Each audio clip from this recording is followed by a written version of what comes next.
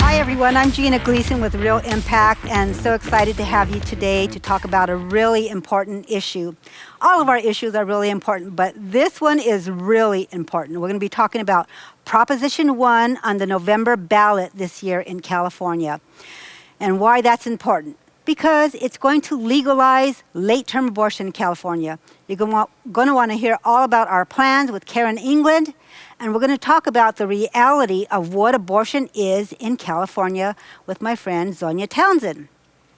But before we do, we're going to talk about a couple of other things. We have SB 107 in California, and I want to start off by reminding you about what some of these bills are.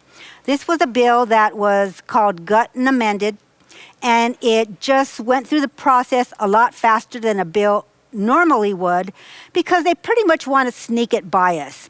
But what this is going to do is allow minors from other states to come to the state of California to have gender-affirming care, meaning a minor can change his or her sex to an opposite gender, as they call it. It's going to be legal, and the courts are going to take over the rights of how this child is transported from one state to our state to get this care that means sometimes not only giving a minor hormone therapy, but actually removing body parts because this child is dealing with gender dysphoria. And so they're having some issues about the reality of their natural-born sex. So that's what the government wants to do here in California.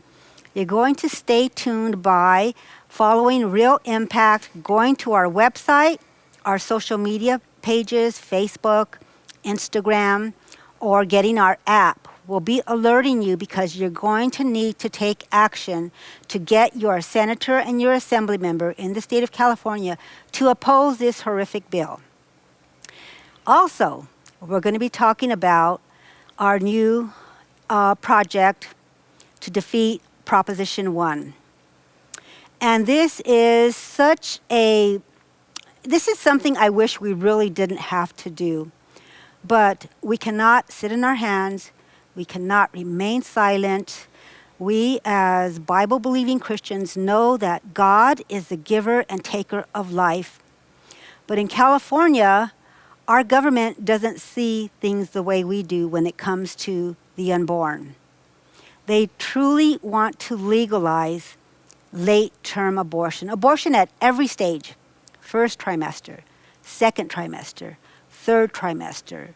The thought of aborting a baby moments before it's ready to be born, ready for its first breath, it's going to be legal in California. So I brought two really good friends to talk about this important issue, and I'm just so excited to have them. And like I said, every topic we talk about is important. But friends, have we not faced a lot of serious issues in California this last year? But this is about the actual life of a baby. And so I brought Karen England from Capital Resource Institute to talk about the plans that we have to defeat Proposition 1. And also my friend Zonya Townsend, who is a registered nurse and works at a pregnancy care center and knows all about what abortion is in California. So we're going to talk about some really difficult things, like what an abortion procedure actually is.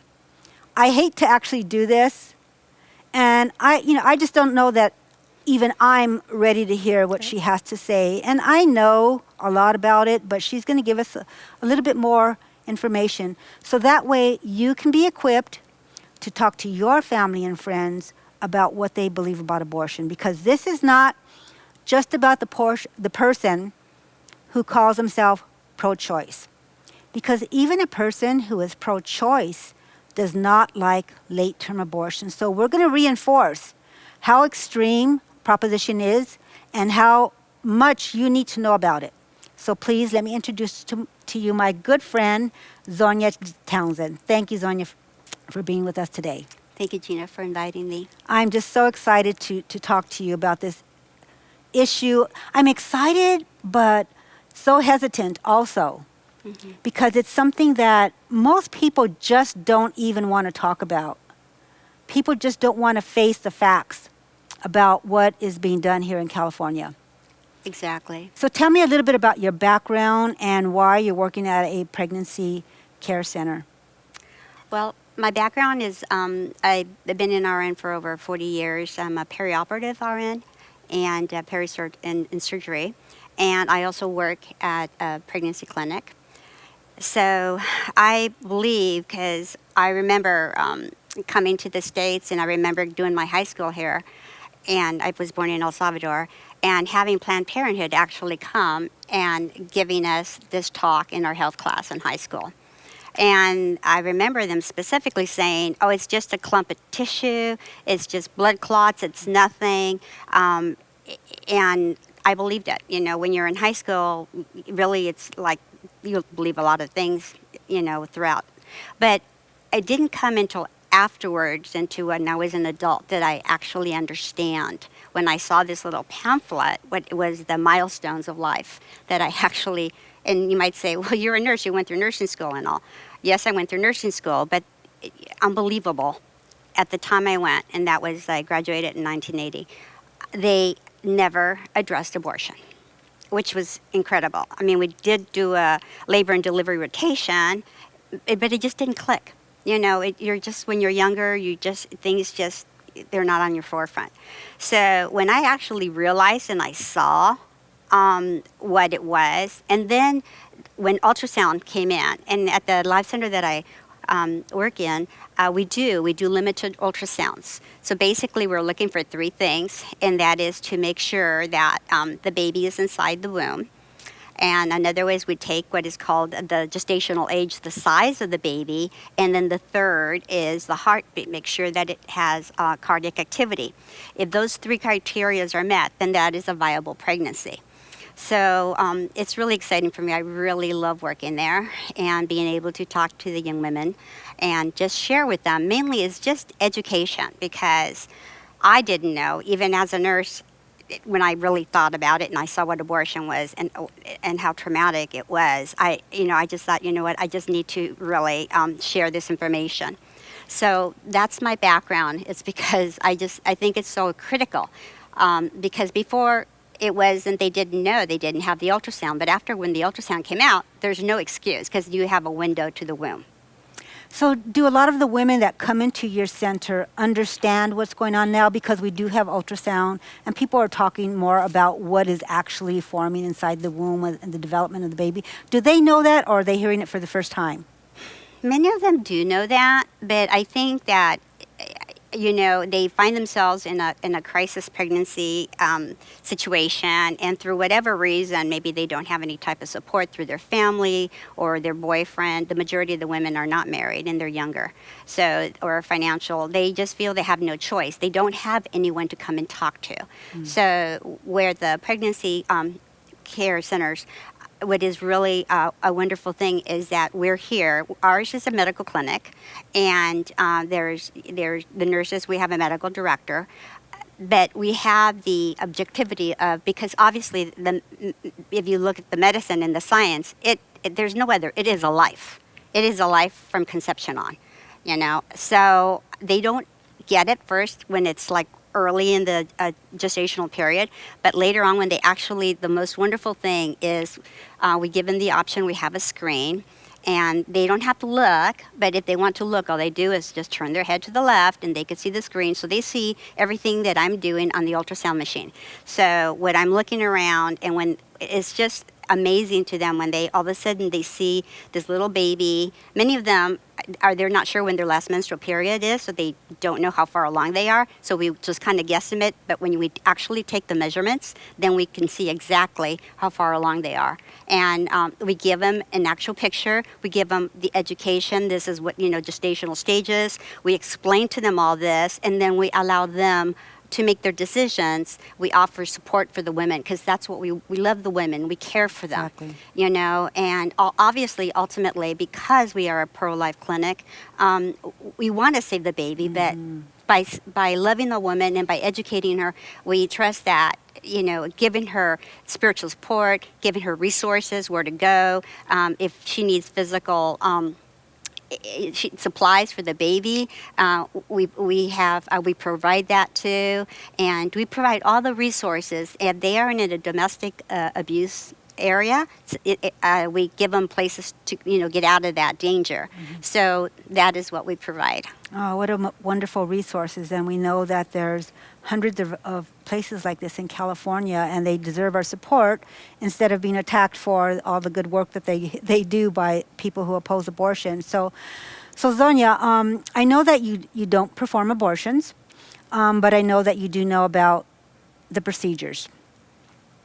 And so I'm going to ask you, Zonya, would you please explain to us what happens during a first trimester abortion? How many weeks is the first trimester? Well, trimesters is into 3 months. So basically, in the first trimester, the majority of the abortions nowadays are actually done with the abortion pill. And basically, it's mifepristone, and it's done in the clinic, and it is given there. And oftentimes, we get many of the clients, because we do also abortion reversals, but you have to catch, we have to catch the woman early. You know, it's usually Meaning we try to she took the pill, like within like and she's 24 reversing. hours, Okay. 30 hours. But we have noticed that the longer you wait, obviously, because what it is, it's a high dose progesterone. So we flood them with progesterone because the first one is mifepristone, and it blocks the progesterone. What the progesterone is necessary because it helps the endometrium, the lining of the uterus, to grow, and it helps the baby to implant. So when they give this first pill, it blocks it, and it doesn't allow that the lining to grow. And then a couple of days later, they take the second pill, which is misoprostol. And what that pill does, it initiates uterine contractions. So it actually expels the baby out. We have had women that haven't known how far along they are, and then they have taken, and we've actually, unfortunately, we've had one lady that the baby, she felt like she needed to use the restroom, and then the baby had come out. So it's really a sad situation, but we just try to offer a lot of emotional support, comfort, and the most important thing is we try to connect her with resources and places so she can get the added support to carry her through the pregnancy. But if she miscarries or she actually went through the abortion, we also connect her with post-abortion centers, programs to go through, biblically based and all, because obviously we serve an awesome God, and He forgives everything, and we repent and ask Him for forgiveness. And so we have seen lives, turn around and change to where they have come in and they're pregnant again, but they don't want to go through the abortion. Okay. So then explain the other way that they can. Okay. So so that's the first one. You have 46. And then the second one, that one's like usually about 7 weeks, 8 weeks. The second one is up to 16 weeks, and it's called a vacuum aspirator. It's a suction curettage. So I brought some models. This baby here is about 4.5 months, and this one is about almost 7. And what we're looking at in California is the late term. So we're looking at a baby about this size. So with the suction curettage, what happens is it's a medical procedure to where the cervix. You want to tilt a little bit that way? Yeah. Okay, so our cervix is like an upside down pear, so as if you look at it, this is the neck of it. So sometimes what they do is, so they put in these dilators in here, and it dilates the cervix to make it larger. And then, mind you, the women, they give them sedatives, but with this, obviously, the woman gets anesthesia, but the baby doesn't. Yeah. Okay, so, and they can't, and I wondered, well, why can't they just give them high doses of anesthesia? But what happens is that they haven't, you were going to have to give a lot of real high doses, which is not really safe. So to actually, by the time it gets through the placenta to the baby. So once so the babies like this are up in stirrups, and the uterus is dilated, and then what they do is they have two things. This is a suction curettage. This is open up on the table, and it's attached to the suction machine. And it's like a vacuum cleaner. I mean, it sounds gross, but that's basically what it is. Right. It's a pressured suction, and then if it's earlier, they would suction like this. It would suction the baby out. Sometimes they have different sizes, and then they would just suction and pull, so the baby gets ripped and goes into this tube, into canisters in the suction machine.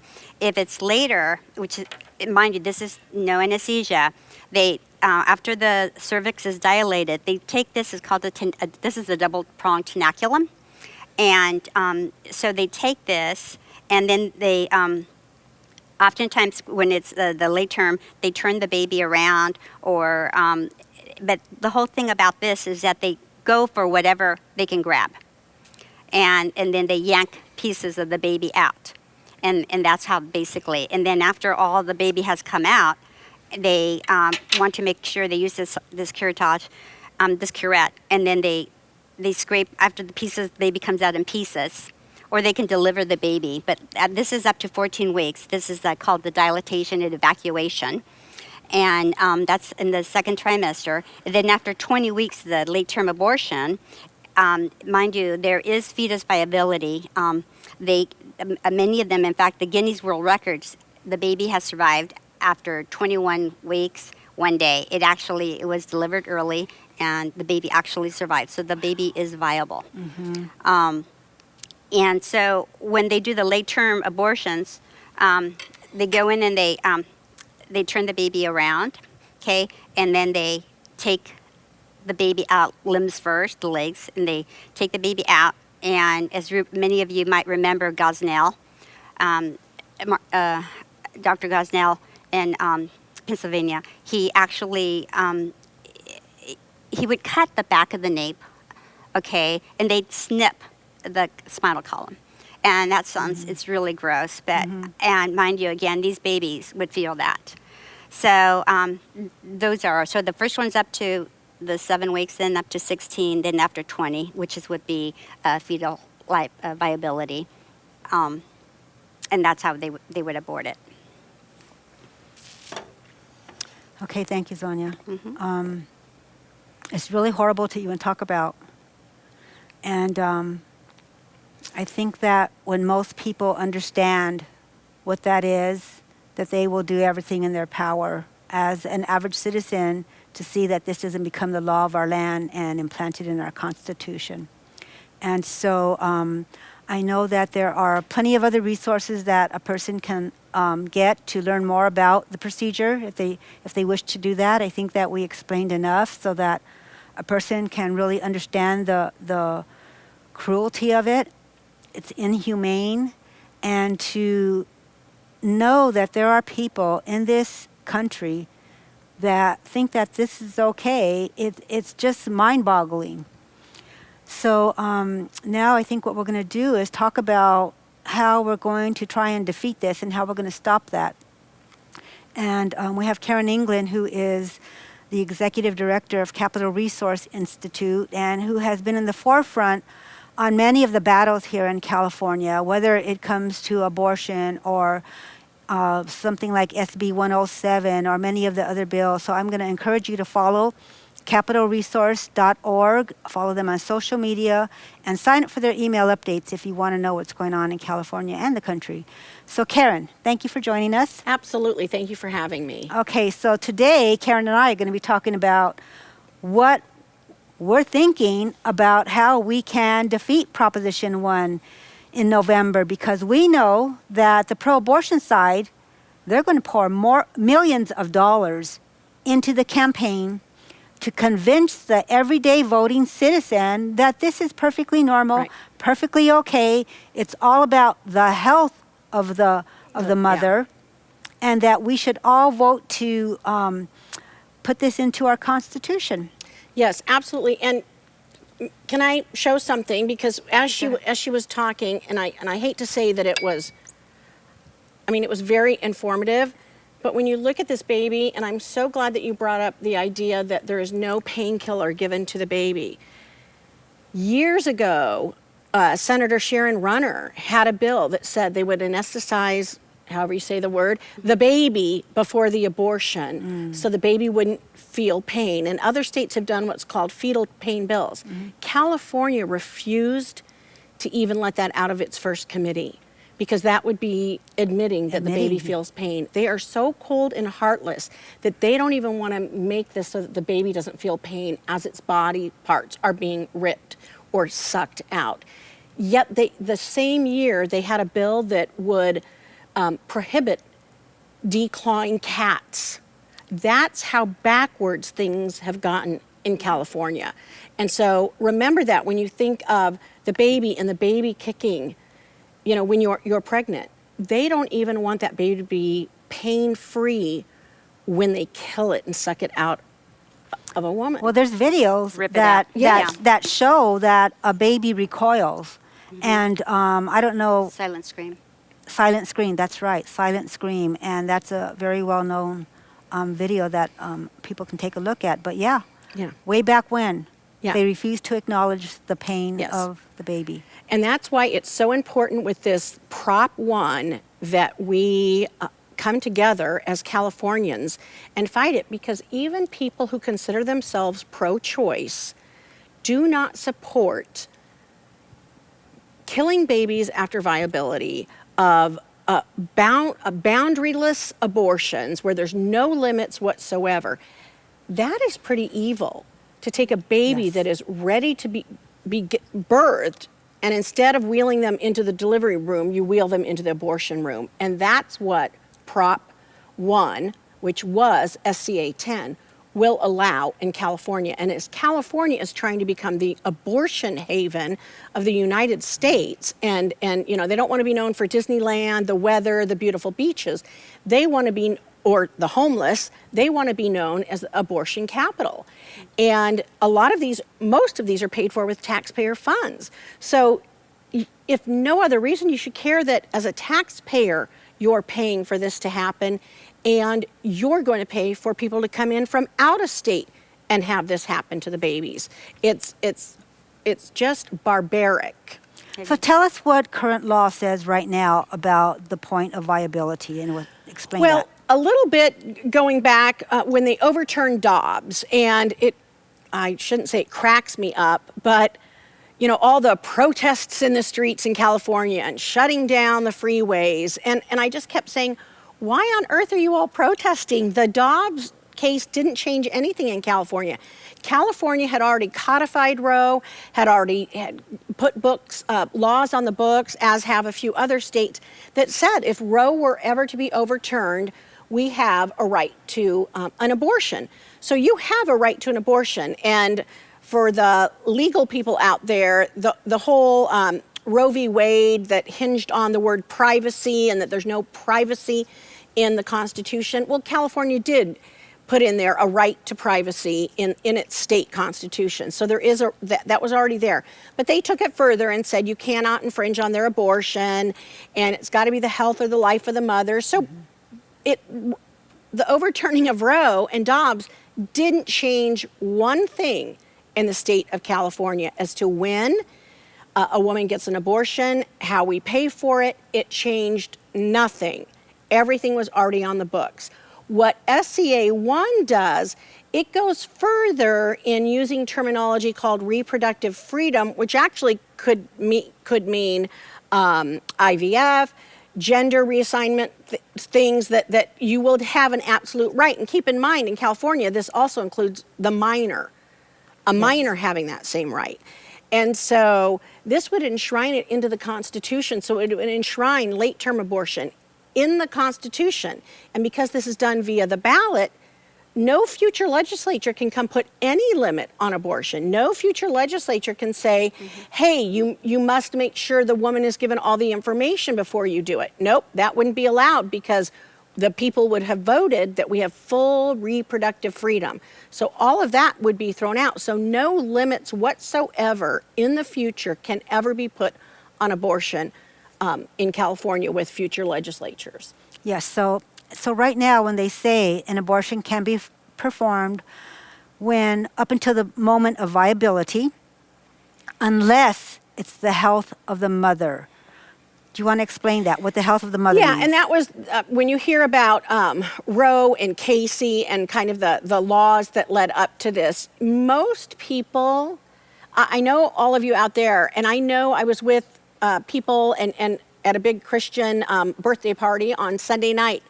People do not understand that when we say abortion, even in other states where there are some restrictions, prior to Roe being overturned, the health of the mother meant any kind of emotional mental health. So before Roe being overturned in the Dobbs case, when a state, a more conservative state, Arizona, Tennessee, wanted to have limits on abortion, there really weren't any, because you always had to have an exception for the life and the health of the mother. And the health of the mother has already been interpreted to mean any emotional health. Now, I could make a case to my husband about emotional health any given day on anything. And so it's important It's that we vague. understand it was 24/7. That is how crucial the overturning of Roe was with the Dobbs case. And it's the case in California, but at least that's a threshold where there has to be some sort of emotional claim made at the clinic or at the abortion clinic. However, this SCA 10, Proposition 1, would remove all of that. Any minor boundary that might be on is going to be fully removed with Proposition 1. It will be endless, boundaryless, limitless abortion, all up into the moment of birth for everyone, including others coming to the state.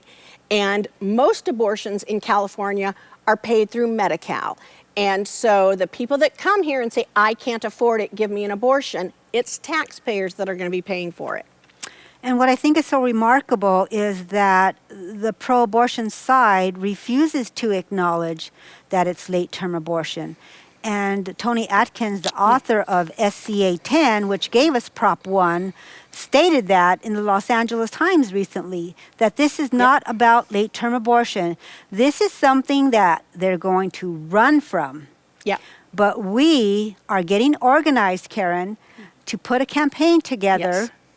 to defeat this. So let's talk a little bit about what that looks like, because we're going to need the public's help. You and I and Pastor Jack and the others that are working on this, we cannot do this on our own. Right. So let's talk about how we're going to get organized. Well, a couple of things. We're forming a campaign, and we are going to be working our organizations and a campaign manager to stop Proposition 1. And it's going to be important, like you said, this is going to take all of us. It isn't Pastor Jack can do it. He's got a far reach. I mean, this is a big, big undertaking. And we have Hollywood against us. We have Planned Parenthood. We have the abortionists, all of their money and the media against us. So we're going to have to change and talk about this hearts and minds with our neighbors, our individuals at church. Just because you're attending a Bible-believing church doesn't mean that you understand this issue or that you're going to vote pro-life. It's going to be on us to do our part to save these preborn and to stop California from passing Proposition 1, which is going to be just abortion all the time, anytime, from anywhere. And that's up to us, people who live here who want to see the pushback happen. And what a statement that will make, Gina, when California says, no, we don't want abortion anytime, anywhere with no limits. And so it's going to take all of us. We're going to be asking you for donations. We're going to be asking you to be captains to go out and talk to your community. We're going to be asking students to be registering voters on their campus at 18 and in high school and on colleges.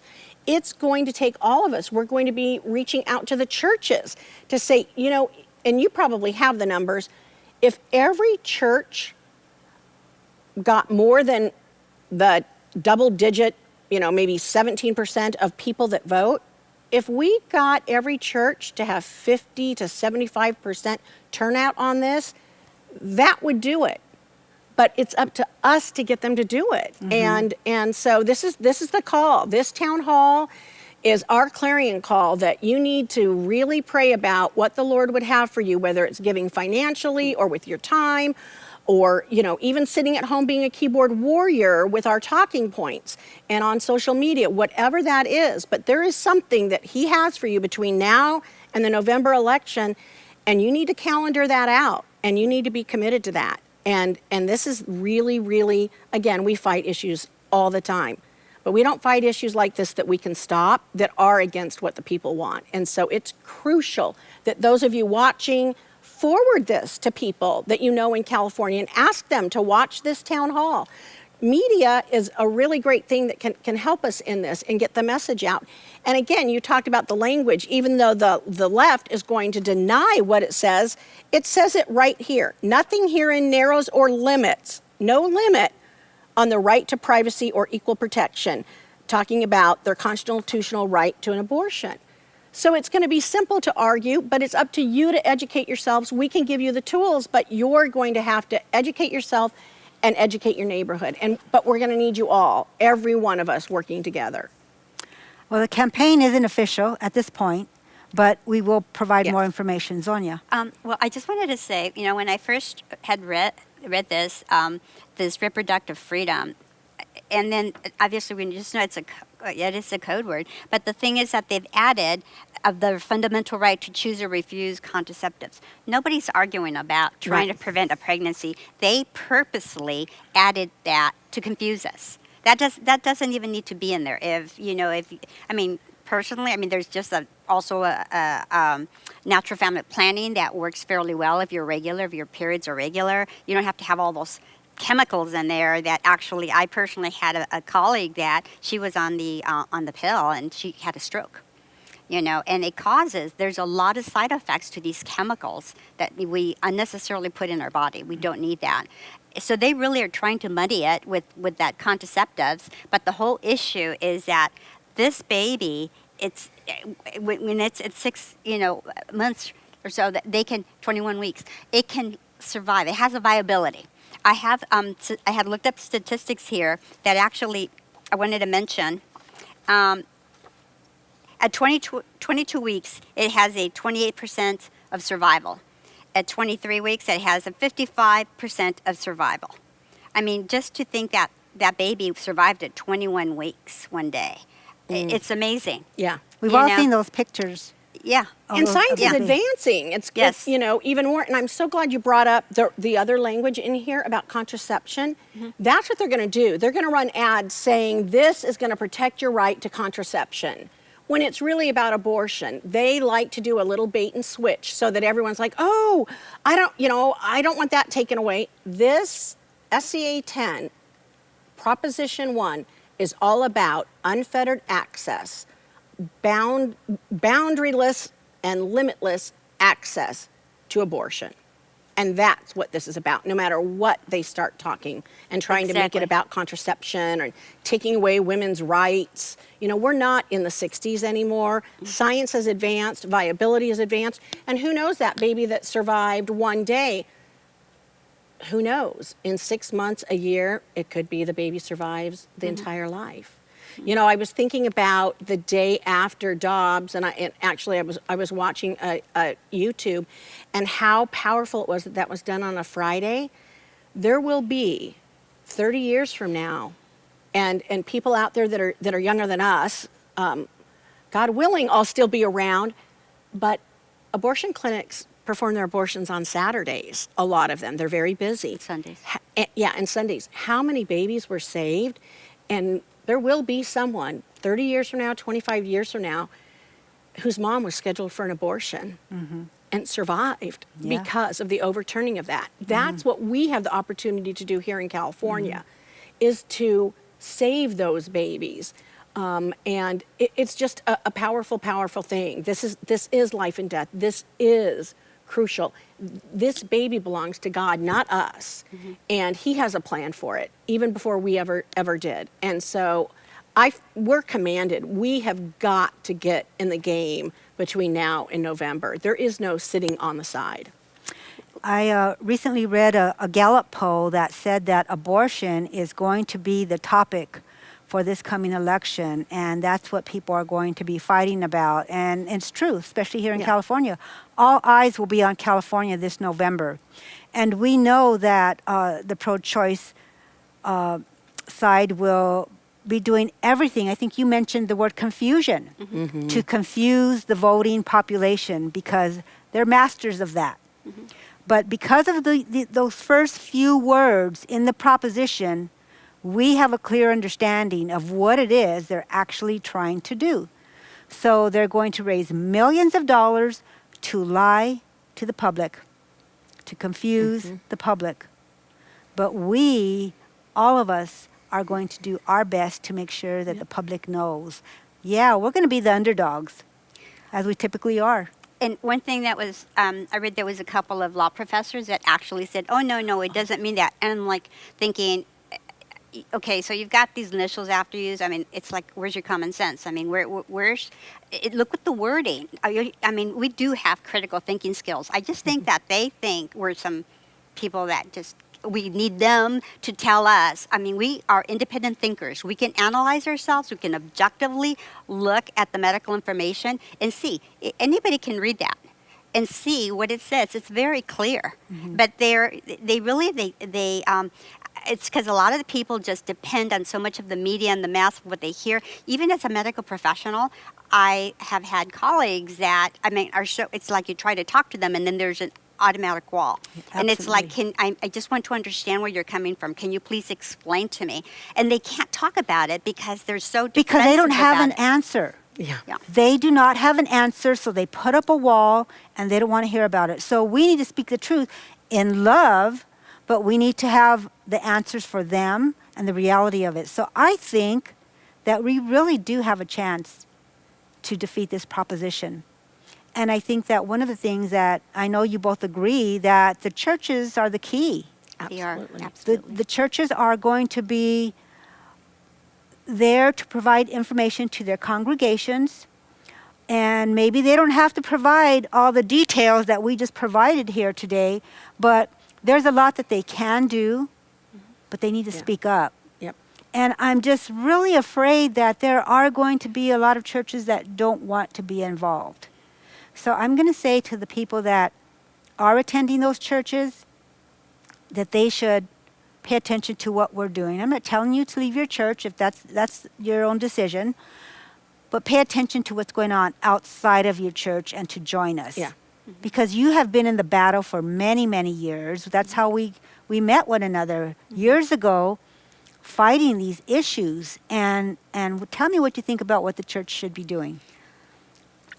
Well, I think the condition we're at, I mean, we are to be salt and light.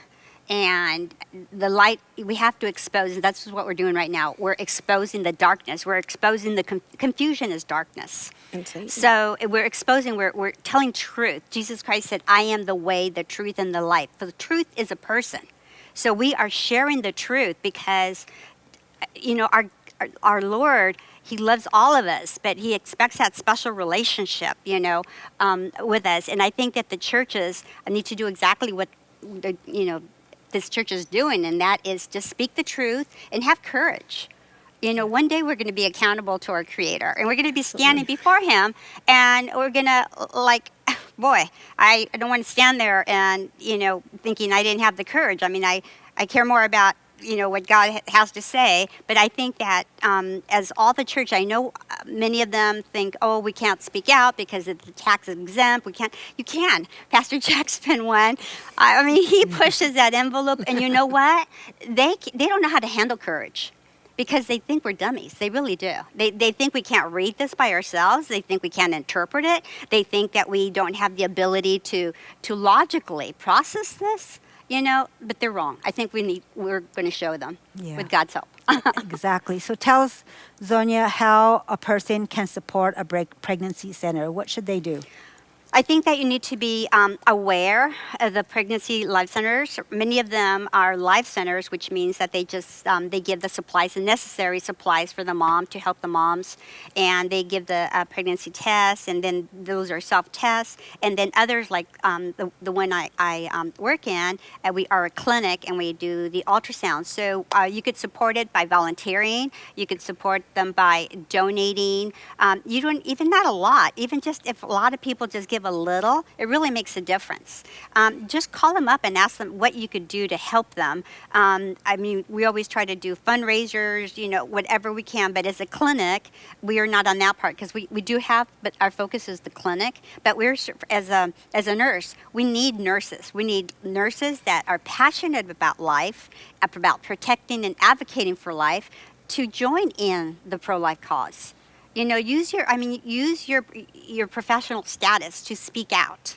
You know, it doesn't mean that you have to have these initials behind you, but somehow I know when people say, oh, well, look at those law professors, they said that. It's like, really? I mean, I could read this by myself. So it doesn't, God has given us common sense, you know, and critical thinking skills, and we need to use them. So if anybody, you know, just contact the churches as far as how to get active. But I think if you contact the life centers, we can use a lot of pro-life nurses and volunteers and financial support.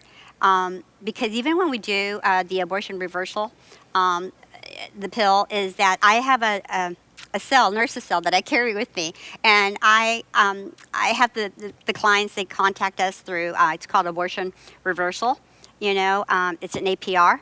And you go to the website, and it's really, it is just, I just love it is when they come back to us and it has been successful. They show us the baby, and they're in tears into thinking that they show us and they say, we have pictures. This is the most, thank you so much. And that is so gratifying to us to know that you know, we were instrumental in changing one person, one heart at a time. And that's all we could do really is change one life at a time. God will do it through us, but you have to be a willing vessel. I can see how that can be rewarding. So thank you, Zonya. So Karen, tell us, okay, we don't have an official campaign launched yet, but that will be coming. How can people keep up with what's going on? Well, absolutely, there will be the campaign, but you mentioned Capital Resource Institute. You can go to our website, capitalresource.org. We will be very involved in this. We were very involved in fighting SCA 10, you know, when it was going through and sending out action alerts. Obviously, real impact. But one of the things that we will be doing as an organization, as I'm sure you will too, will be equipping the churches with what their legal rights are. We will be giving them the information that they need to show that they legally can talk about these things and what those boundaries are. And as far as one thing, Gina might not say, I would probably say leave the church. If they won't say anything about this, then I would question whether or not you're at the right church. It is not a political issue. Life is a biblical issue. Just because politicians have gone and taken it does not make it not a biblical issue. The issue of the giver and taker of life is clearly a biblical issue. And our churches need to be talking about the whole counsel of God. And it's not, there is justice too. It isn't just love your neighbor. You know, we'll often hear that, oh, well, what about love your neighbor? And I know you guys, the centers are going to be under attack. One of the first calls I got prior to the Dobbs being overturned was a reporter from Politico saying, well, what do you think about what the Attorney General of California said about the crisis pregnancy centers and, you know, false information and you know, just, you know, attacking them. And I just shared, I don't know one Planned Parenthood who has ever donated to a crisis pregnancy center, you know, that really are about choice for the woman and really are about the woman. They're only about abortion.